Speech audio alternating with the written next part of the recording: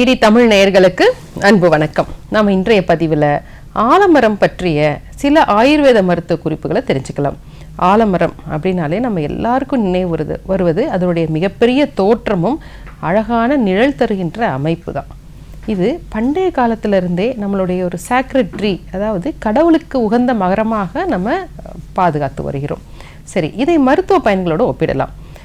ஆயுர்வேதத்தில் சுவையின் அடிப்படையில் தான் சொல்கிறோம். இதனுடைய சுவை துவர்ப்பு, வறட்சியை ஏற்படுத்தும். செரித்த பின்பும் நமக்கு அது ஒரு கார்ப்பு சுவை அதை கொடுக்கும். அப்போ உடலில் வாதத்தையும் கபத்தையும் பித்தத்தையும் சரிசமமாக கட்டுப்படுத்தும். அதிகமாக எடுக்கும் பொழுது வாதத்தை சற்றே அதிகப்படுத்தும்.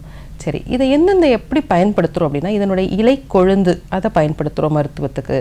இதனுடைய லேட்டெக்ஸ் அப்படின்னு சொல்லுவோம், மரப்பால் அதை நம்ம மருத்துவத்துக்கு பயன்படுத்துகிறோம். இதோடைய பட்டைகளை நம்ம பயன்படுத்துகிறோம். சரி, எப்படியெல்லாம் பயன்படுத்தலாம் அப்படிங்கிறத தெரிஞ்சுக்கலாம். இதற்கு நேக்ரோதம் அப்படிங்கிற ஒரு பெயர் இருக்குது. ஆயுர்வேதத்தில் நிறைய இடங்களில் எங்கெல்லாம் பித்தத்தை தணிக்க வேண்டும் அந்த இடங்கள்லாம் இதோடைய பட்டையை நம்ம பயன்படுத்துகிறோம். ஏன்னா இதோடைய பட்டைக்கு நல்ல துவர்ப்பு சுவை இருக்குது. அப்போ நேக்ரோதாதி கஷாயம் இது மாதிரியே துவர்ப்பு சுவையுடைய பல பொருட்களை சேர்த்து கஷாயமாக செய்வாங்க. எங்கெங்கே பயன்படுத்துகிறோம் அப்படின்னா, அதிகமான உதிரப்போக்கு இருக்குது பெண்களுக்கு அப்படின்னா இதனுடைய பட்டை கஷாயத்தை உள்ளுக்கும் கொடுப்போம். வெளி உபயோகமாக ஒரு பஞ்சில் நனைத்து அடிவயிற்று பகுதியில் வைக்கலாம், அல்லது பிற பொறுப்பில் வைக்கும் பொழுது அதிகமான உதிரப்போக்கு அவர்களுக்கு கட்டுப்படும். வெள்ளைப்படுதலில் இதை நம்ம ஆயுர்வேதத்தில் கஷாயமாக வைத்து கழுவுவதற்காக நம்ம பயன்படுத்துகிறோம். புண்கள் கழுவுவதற்கும் பயன்படுத்துகிறோம். இதோடைய கஷாயத்துக்கு சர்க்கரை நோயை ஒரு மிதமான அளவில் கட்டுப்படுத்தக்கூடிய தன்மை இருக்குது. இது மட்டும் இல்லாமல் நிறைய புண்கள் இருக்குது, புறையோடிய புண்கள் இருக்குது. அந்த புண்களை கழுவணும், அந்த இடத்துல வறட்சியை ஏற்படுத்தணும்னா இதோடைய பட்டை கஷாயத்தில் நம்ம அதை கழுவும் பொழுது அந்த புண்கள் இருக்க திசுக்கள், அழுகிய திசுக்கள் எல்லாம் வெளியேறி அந்த புண்கள் எளிதில் குணமாவதற்கு ஒரு வசதியானதாக இருக்குது. இப்படி பட்டையில் பல விஷயங்களை நம்ம பயன்படுத்தலாம். இது மட்டும் இல்லாமல் இதனுடைய இலை கொழுந்து இருக்கு இல்லைங்களா, அதையும் பல விஷயங்களுக்கு நம்ம பயன்படுத்துகிறோம். இந்த இலை கொழுந்தை நம்ம கஷாயமாக்கி புண்கள் கழுவுவதற்கு பயன்படுத்தலாம்.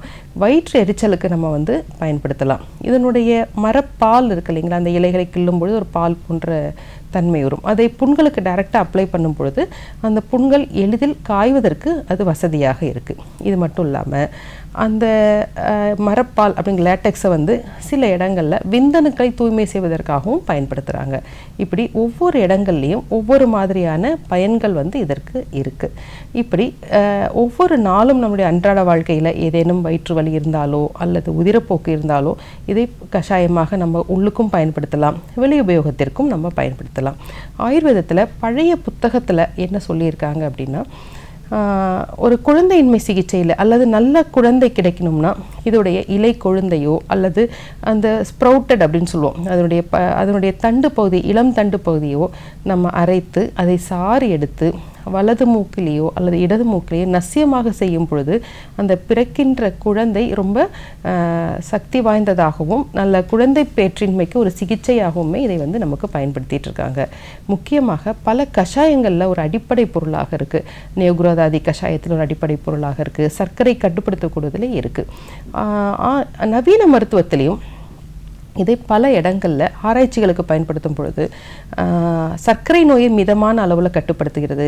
ஆன்டிபாக்டீரியல், ஆன்டிஃபங்கல், அதாவது தொற்று கிருமிகளை அதை கட்டுப்படுத்துவதில் மிகச்சிறந்ததாக இருக்குது. வயிற்றில் ஒரு மென்மை தன்மை கொடுக்குறது பல ஆராய்ச்சிகள் இருக்குது.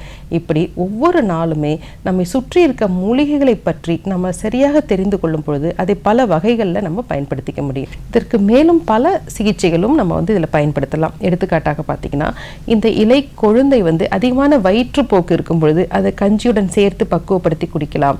அல்லது இலை கொழுந்து கூட நம்மளுடைய அத்தி இலையின் கொழுந்து, அரசு இலையின் கொழுந்து சேர்ந்து அரைத்து கஞ்சியாகவோ அல்லது ஒரு கஷாயமாகவோ பயன்படுத்தும் பொழுது வயிற்றுப்போக்கு குறையும். இதற்கு கருப்பை தசைகளை பலமாக்கக்கூடிய சக்தியும் இருக்குது. இந்த இலை கொழுந்தை நம்ம கஞ்சி கூட சேர்த்து பக்குவம் செய்து கொடுக்கும் பொழுது பெண்களுக்கு கருப்பையில் ஏதேனும் சிக்கல்கள் இருந்தாலும் அந்த கருப்பை தசைகள் பலமாகுவதற்கும் இது பயன்படுகிறது. புண்கள், புறையோடிய புண்களை கழுவதற்கு இந்த இலை கொழுந்தையும் நம்ம கஷாயம் கஷாயமாக பயன்படுத்தலாம். அதிகமான வியர்வை இருக்குது அப்படின்னா இதனுடைய இலை கொழுந்து பட்டைகளை கஷாயமாக வைத்து குளிக்கலாம். அக்கி போன்ற ரொம்ப கடுமையான எரிச்சலும் வலி இருக்கிற நிலைகள்லையும் இதை கஷாயத்தை வந்து நம்ம வெளி உபயோகமாக பயன்படுத்தும் போது மிகச்சிறந்த பலன் கொடுக்குது. ஆகவே உடலின் வெப்பத்தை தணித்து புண்களை ஆற்றுவதிலும் வயிற்றில் இருக்கிற புண்களை ஆற்று வயிற்றுப்போக்கை கட்டுப்படுத்துவதிலும் ஆகச்சிறந்த ஒரு மருந்தாக இருக்கிறது. சரி நேயர்களே, இன்றைய தொகுப்புல ஆலமரத்தை பற்றிய சில ஆயுர்வேத குறிப்புகளை தெரிந்து கொண்டோம். வேறொரு நிகழ்ச்சியில் சந்திக்கலாம். நன்றி.